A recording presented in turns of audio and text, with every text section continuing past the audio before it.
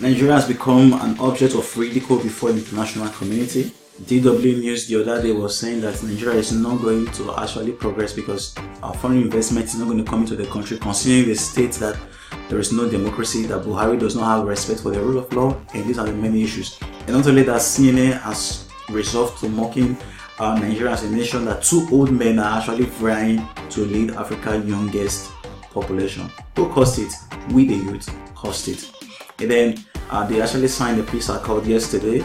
And Salami was the chairman, and he told the people that they should ensure that there's free and there is credible election in 2019. Let's talk about the peace accord, the 2019 election, and what I think should, or what I think could happen in the few days. And let's share our thoughts. Irrespective of political parties, someone like me, I won't show worry to become the president. Irrespective of parties, irrespective of religion, one of the problems of Nigeria, and one of the things people have been screaming, which is true, since Buhari came into power, Buhari has been nepotic. Even the people from the north, if you have to say things true, don't speak things because they benefit you or from the north. If you say things true, if I am from the south, I would say that the president has been nepotic. If he's from the south, and all his appointments has been south. Over 11 intelligence agencies, from the police force to air force to the military, customs, the DSS, and many other stuffs, the judiciary and all that. All of them have been the north and all that. Even though Noge, who has been the south on some issues of which he is guilty, he has been removed.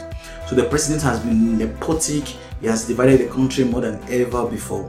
And if Nigeria has to thrive as a country, then we have to respect the fact that even though we are distinct and we're different on political lines or religious lines, then we have to cohabit, and there has to be condolence. If you cannot condole, it becomes a problem. It's like a man and a woman who are living together. You have to accept the differences, like you came from different parents. Maybe the home you came from, it's a home where there is one thing or the other. You have to condole the person, so there has to be compatibility. So if we cannot condole one another and we're not compatible, then we should cease to exist, right?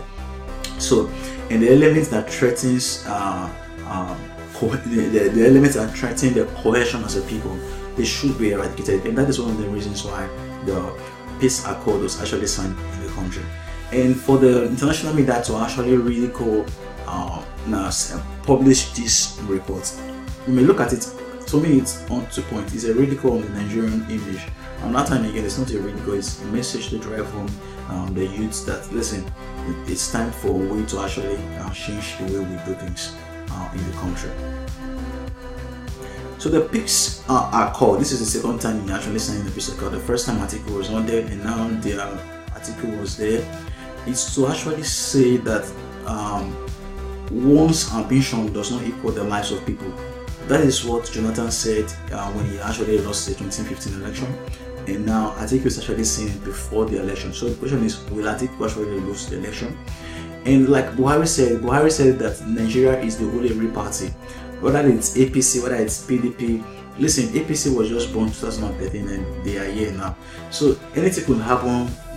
Many of these people who are politicians, they are always in the place that actually favor them. So if tomorrow APC is seeking shape, and APC, they look at it and APC is not something that's going to take them for the next few years, they're going to leave it. Many of them, they are Amechi and the rest of them, all of them, they were in PDP, right?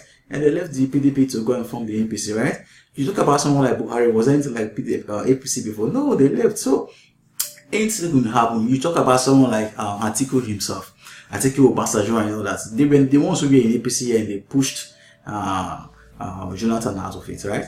They pushed Jonathan out of it. So, but today I think that when people are always moving from one place to another, so parties are not going to stay. No.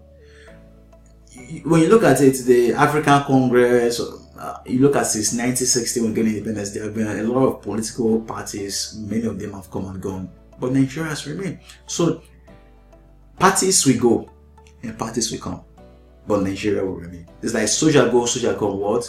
The barracks still remain. So if you are a youth, it's time for you to have sense. That Atiku 72 years, Buhari 76 years. It's man, they are nearing their graves. So you should not come and they should use you to execute their plans. Listen, you graduated from school now, and you don't have a job, and somebody is telling you to come and be a top for him, whereas his child is in the US. When are we going to have sense? When are we going to have sense? 4 years ago, they promised to fix security. Are you secure? Do you have jobs? You don't have jobs. So why should you, even if you want to vote for them, why should you be among those who will risk a life, take up arms, guns? What about if you die in the process? So I believe the US, not that you vote for them, finish, and at the end of the day you are going to the US embassy to go and seek visa. The election is a few days away. It's not a do or die. It's not a do or die affair. If Buhari wins, okay. If he says he will change, then let's see. We gave him 4 years before.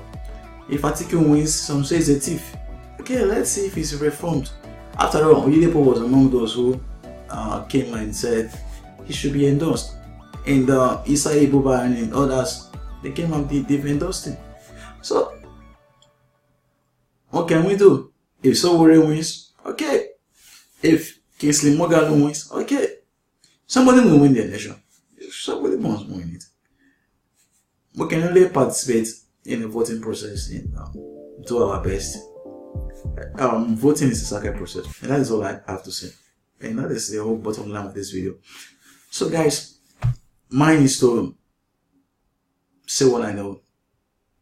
It's left for people to do whatever they want.